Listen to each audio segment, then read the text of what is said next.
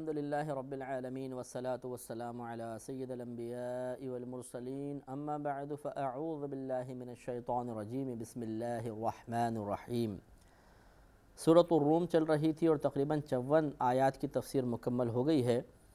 آگے اللہ تبارک و تعالیٰ نے ارشاد فرمایا کہ وَيَوْمَ تَقُومُ السَّاعَةُ يُقْسِمُ الْمُجْرِمُونَ،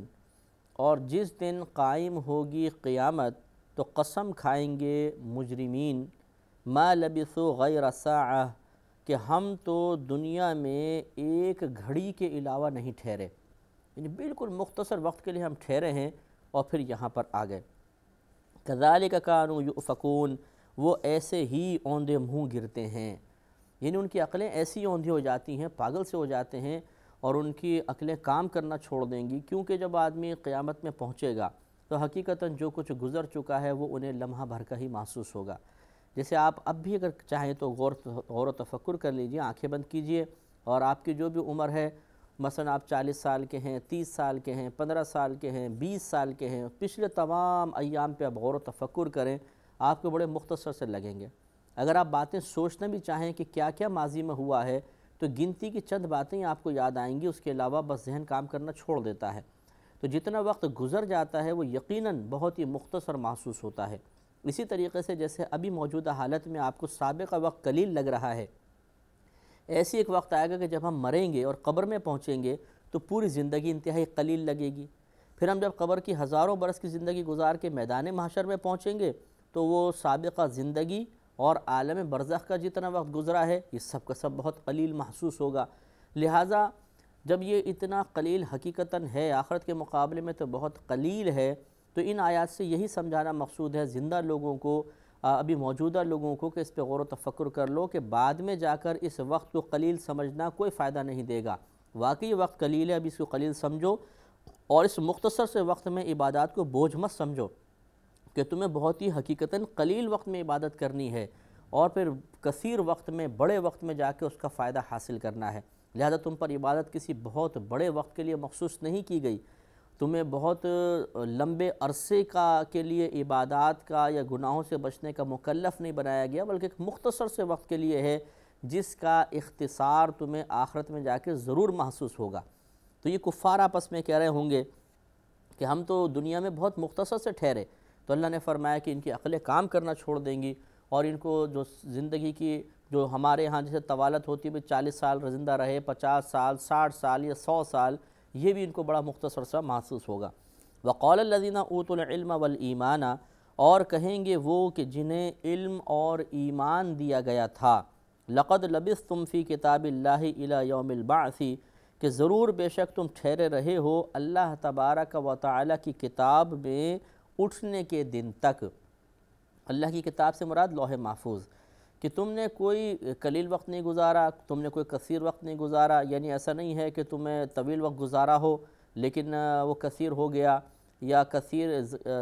قلیل وقت گزارنا تھا وہ لمبا ہو گیا، بلکہ یہ تو اللہ تعالیٰ کی لوح محفوظ میں پہلے ہی لکھا ہوا تھا اور جتنا لکھا ہوا تھا اتنا وقت تم نے گزارا ہے۔ اس کو یہ مت سمجھو کہ ہم تو بہت مختصر وقت میں آ گئے، بلکہ وقت واقعی وہ بہت ہی ایسا تھا کہ وہ طویل محسوس ہوتا ہے، اور طویل تھا اس اعتبار سے کہ جب تم وہاں پر تھے تمہیں طویل لگ رہا تھا،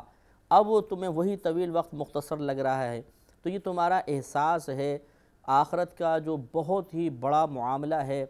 ہمیشہ ہمیشہ کے لیے اب آگے جو وقت کی قید ہی ختم ہو جائے گی، نہ دن رہیں گے، نہ رات رہیں گے، نہ سال، نہ گھنٹے، سب ختم، پھر ہمیشہ ہوگا بس، اور پھر یہ گھنٹے ونٹے نہیں ہوں گے، نہ دن رات ہوں گے، تو تمہیں اس وجہ سے وہ بڑا مختصر لگ رہا ہے، لیکن وقت تم نے اتنا ہی گزارا ہے جتنا اللہ نے لوح محفوظ میں تمہارے لیے لکھ دیا تھا۔ فَهَذَا يَوْمُ الْبَعْثِ، تو یہ ہے وہ اٹھنے کا دن جس کا تم پہلے انکار کرتے تھے۔ وَلَكِنَّكُمْ كُنْتُمْ لَا تَعْلَمُونَ، اور لیکن تم علم نہیں رکھتے ہو، تمہیں شعور نہیں تھا، تمہیں علم نہیں تھا، تمہاری گمراہی نے تمہارے دلوں پہ تالے لگا دیے، تم نے نبیوں کا کہنا نہیں مانا، انبیاء علیہ السلام کی باتیں تمہیں معمولی لگتی تھیں، نیک لوگ جو تمہیں سمجھاتے تھے تم ان کا مذاق اڑاتے تھے، وہ تمہیں دنیا کے اندر بیوقوف پاگل نظر آتے تھے، اپنی زندگی ضائع کرنے والے نظر آتے تھے، لیکن آج بتاؤ اب میدان محشر میں اٹھنے کے بعد وہ سب کہاں چلا گیا؟ تمہاری تیزی، تمہاری طراری، تمہارا ذہن کا استعمال، تمہاری زبان کی روانی، وہ چرب زبانی کہاں چلی گئی؟ پھر کچھ بھی نہیں ہو سکتا۔ اس لیے ہم اپنے ان مسلمان بھائیوں اور بہنوں سے بھی گزارش کرتے ہیں کہ جب وہ دین کے خلاف بولنا شروع کرتے ہیں، اللہ کی پابندیوں کے خلاف بولنا شروع کرتے ہیں، تو بولتے ہی چلے جاتے ہیں اور دوسروں کے لیے بھی اللہ کی طرف مائل ہونے کے راستے بند کرنے کی کوشش کرتے ہیں۔ اس وقت یہ آپ کوئی بڑا کام نہیں کر رہے، کوئی اچھا کام نہیں کر رہے، آپ شیطان کی امداد کر رہے ہیں، اور آپ بھی اللہ نہ کرے میدان معاشر میں جا کر یہ ضرور محسوس کریں گے، اگر اللہ راضی نہ ہوا کہ ہم نے بہت غلط کیا تھا، اس قلیل وقت میں اللہ کی اطاعت میں بسر کر لیتے تو بہت اچھا تھا، اور ہم نے اللہ کی اطاعت کے خلاف کام کیا، بلکہ لوگوں کو ابھارا، بلکہ جو ہمیں ہدایت دینے کے لیے آیا کرتا تھا ہم اس کو ڈانٹتے تھے، ڈپٹتے تھے، اس کا مذاق اڑاتے تھے اور اسے بے وقوف تصور کرتے تھے، لیکن حقیقتاً وہی عقل مند ہے۔ تو میدان محشر میں جا کر پھر ہمیں اندازہ ہوگا، لیکن وہاں جا کے اندازہ کرنا یہ کوئی کمال کی بات نہیں۔ سمجھدار انسان وہ ہے جو مستقبل کے لیے پہلے فکر کرے اور ایسا درست اندازہ کر لے کہ وہاں پر جانے کے بعد، یعنی پہلے سوچ لیا، درست اندازہ کر لیا، اس کے موافق اس نے احتیاطی تدابیر اختیار کی اور آگے چل کے نقصان سے بچ گیا، یہ ہے عقل مند آدمی۔ اور ایک ہوتا ہے کہ جس کی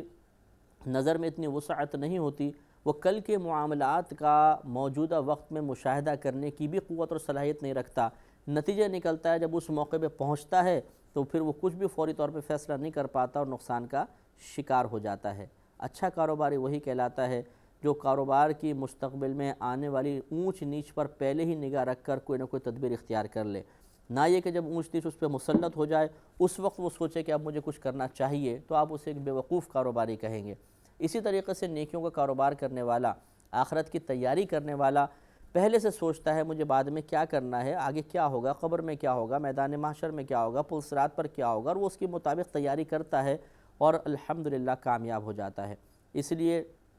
کبھی بھی یہ کفار کی صفت اختیار نہیں کرنی چاہیے کہ ہم اللہ تعالیٰ کی پابندیوں کا مذاق اڑائیں، گناہوں کا مذاق اڑائیں، دینداروں کا مذاق اڑائیں، یا انہیں بے وقوف اور دقیانوسی تصور کریں، انہیں پاگل تصور کریں، اپنی زندگی ضائع کرنے والا تصور کریں، اور اس کے مقابلے میں اپنے آپ کو بہت سمجھدار سمجھیں کہ دیکھو کتنی ہم نے دنیا جمع کی ہے، کتنے آرام سے ہم آسائشوں میں رہ رہے ہیں، اور یہ بے وقوف حلال کی باتیں کرنے والے، اور مطلب یہ کہ تھوڑی چیزیں حلال کی وجہ سے حاصل کر کے اپنی زندگی کو مشکل بنانے والے، یہ بے وقوف ہیں۔ وہ بے وقوف نہیں ہے، وہ بہت سمجھدار ہے۔ یہ تو میدان محشر میں پتہ چلے گا کہ بے وقوف کون تھا، اور جس نے کسی چیز کو عقل مندی سمجھا حقیقتاً وہ عقل مندی تھی یا نہیں تھی۔ تو یہ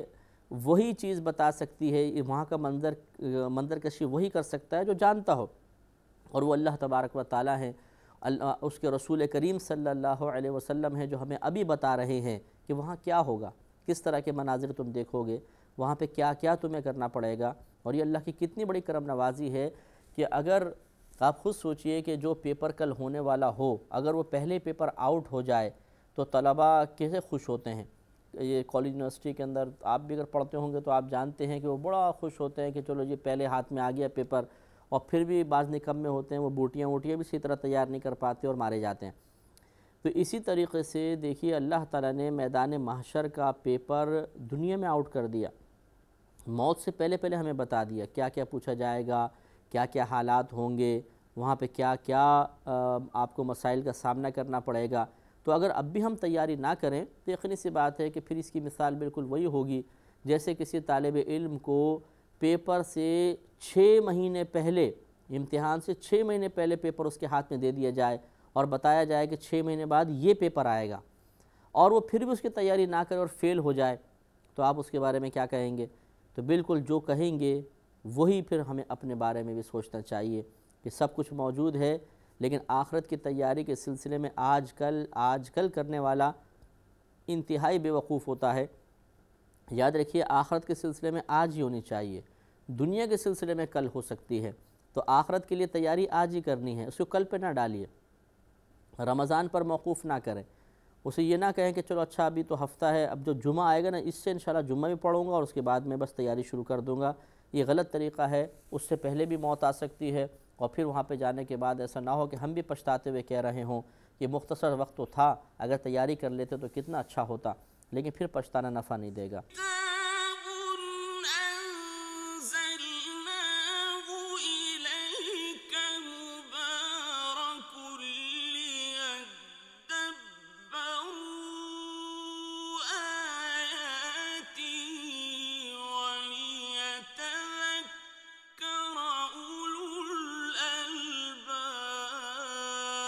لہذا آگے دیکھیے اللہ تبارک و تعالیٰ کتنے واضح الفاظ میں ان کفار کا تذکرہ فرما رہا ہے، اور ہمارے درس کے لیے، ہماری عبرت کے لیے اس میں بہت سامان ہے۔ اللہ تعالیٰ فرماتا ہے فَيَوْمَئِذٍ، تو اس دن لا ينفع الذین ظلموا معذرتهم، نہیں نفع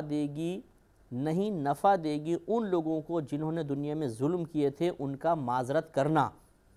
ان کی معذرتیں ان کو اب نفع نہیں دیں گی۔ وَلَا هُمْ يُسْتَعْتَبُونَ، اور نہ ان سے کوئی یہ طلب کرے گا کہ اب تم اللہ کو راضی کرو۔ یعنی اگر وہ عذر بیان کریں گے، اللہ سے معافیاں مانگیں گے، اللہ تعالیٰ اب معاف کر دے، واقعی ہماری تو عقل ماری گئی تھی، واقعی ہمیں تو سوچنا چاہیے تھا، سمجھنا چاہیے تھا، اے اللہ بس حالات ایسے ہو گئے۔ اگر ہم مسلمانوں کی مثال لے لیں میں موجودہ دور کی، تو اس طرح معذرتیں ہوں گی کہ اللہ تعالیٰ میں کیا کروں، میری بیوی نہیں مانتی تھی، بچے نہیں مانتے تھے، ماں باپ نے سختی کی، میری آفس فیکٹری کا ماحول۔ یہ معذرتیں کوئی ان کو نفع نہیں دیں گے۔ اللہ نے فرمایا لا ينفع الذین ظلموا معذرتهم، ان لوگوں کو ان کی معذرت نفع نہیں دے گی، کہ جب اللہ تبارک و تعالیٰ نے اعلان فرما دیا یا ایھا الذین آمنوا ادخلوا فی السلم کافہ، اے ایمان والو اسلام میں پورے داخل ہو جاؤ، تو اب اللہ کا حکم تو ماننا ہی ماننا ہے۔ حکمت کے ساتھ اللہ تعالیٰ کی طرف سے عطا کردہ رعایتوں سے فائدہ اٹھا کر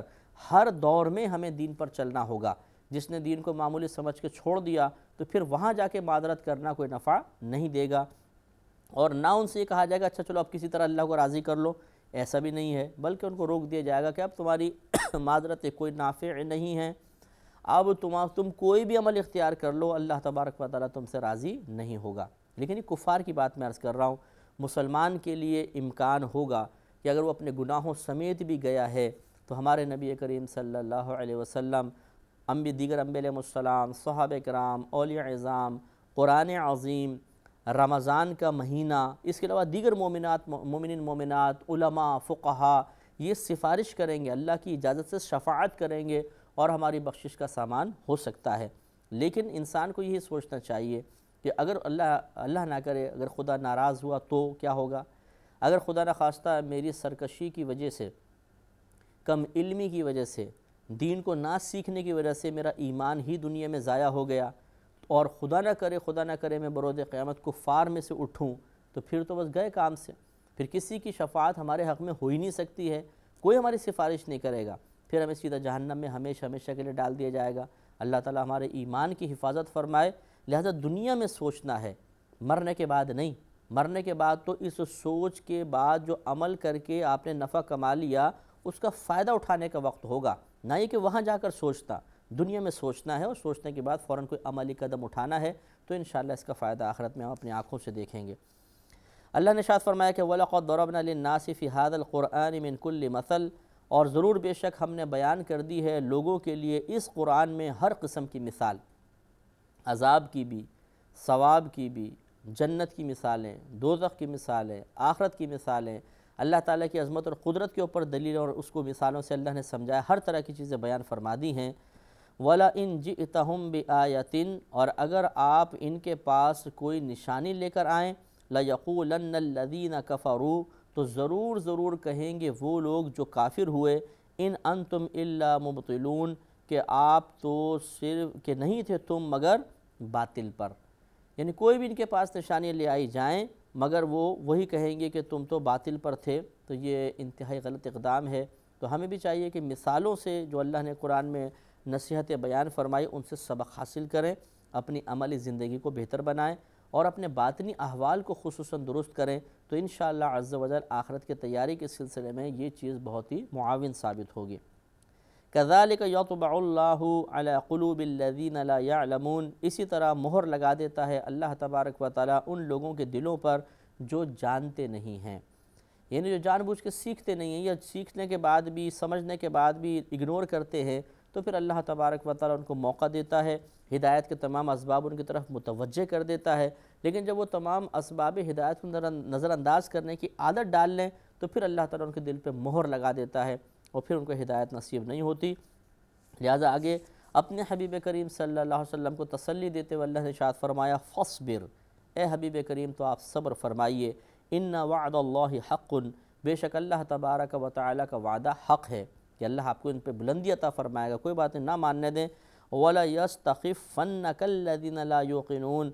اور یہ آپ کے دل کو تنگ نہ کریں وہ لوگ جو آخرت کا یقین نہیں رکھتے ہیں، یہ آپ کے دل کو تنگی میں مبتلا نہ کر دیں۔ یعنی ایسا نہ ہو کہ آپ کا دل اتنا زیادہ مغموم ہو جائے اور آپ ایسے مایوسی میں گرفتار ہو جائیں کہ ان کے عذاب کے لیے جلدی کریں، ایسا نہیں، بلکہ اپنے حبیب کو اللہ تبارک و تعالیٰ نے بڑی رحمت کے ساتھ بھیجا، انہیں رحمت للعالمین بنایا، اور اس کے باوجود پھر اللہ تبارک و تعالیٰ نے اپنے حبیب کو اسی طرح کی نصیحتیں فرمائیں کہ آپ بالکل اپنے دل پر یہ بات لے کر نہ جائیں، نہ ایسا ہونا چاہیے کہ اتنی تنگ دلی پیدا ہو جائے ان کے نامناسب مسلسل رویے کی بنا پر کہ آپ بھی سابقہ انبیاء علیہم السلام کی طرح